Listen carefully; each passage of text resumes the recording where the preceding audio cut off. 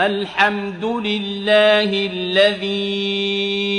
أنزل على عبده الكتاب ولم يجعل له عوجا قيما لينذر بأسا شديدا من لدنه ويبشر المؤمنين الذين يعملون الصالحات أن لهم أجرا حسنا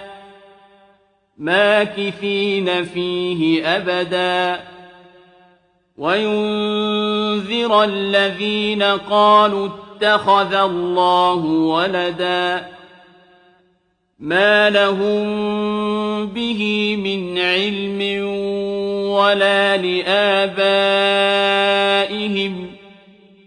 كبرت كلمة تخرج